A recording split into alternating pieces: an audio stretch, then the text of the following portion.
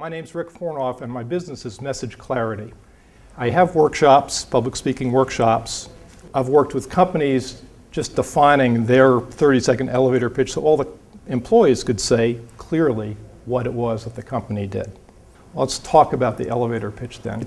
You can really consider it the most given speech that you have because it comes up all the time. The reason it's called an elevator pitch, obviously, is you might get on an elevator and it might be a potential customer, but you only have to the 10th floor to talk to them. You have just that amount of time. That's where the name elevator pitch came from. I'm going to talk about just 5 steps when you're coming up with an elevator pitch for whatever it is that you want to accomplish. First step is objective. When you're talking to somebody, what's your objective? What are you trying to get out of the conversation?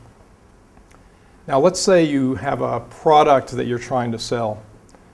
When you're doing your 30-second elevator pitch, your objective isn't necessarily to have them sign a contract at the end of that 30 seconds. Your objective is to maybe go to lunch with them or get an appointment for a future conversation or something. So there is an objective that you would like to get out of it. Second is defining an audience.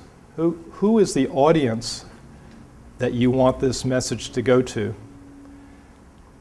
So for those of you who've met Meredith Powell, she gave a great presentation about networking, and she said she would go out and her objective was never to tell anybody what she did.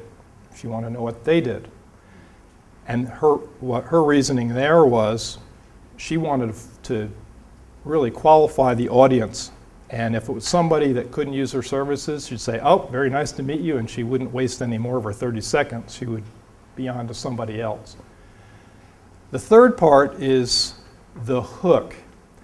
It's really, what is the thing, like your selling proposition, what is it that's unique or unusual or different, compelling, maybe humorous about what it is that you do, or the service that you're offering, or the cause that you're advocating? Why should somebody care about what you have to say? And whatever this is, the most unusual, compelling, interesting thing, this should really be the first sentence of your elevator pitch. Because sometimes you only get them for one sentence, or they might be there kind of listening, but maybe not. So if you have something that grabs them, that, yes, that's something that's of interest to me. So that's the hook. It's the headline.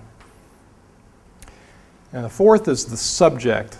And that's really the who, the what, the why. It's the details of what it is that you're offering, your service, your product, your cause, your political campaign, whatever that might be. And the last section is the close. Now, this is a speech. This is a structured speech, 30 seconds long. And so it's a real trick to compress it into there. The close, though, is asking for some kind of action or reaction. You have an objective, and so, are you going to ask for it? Even if it's, can I call you later?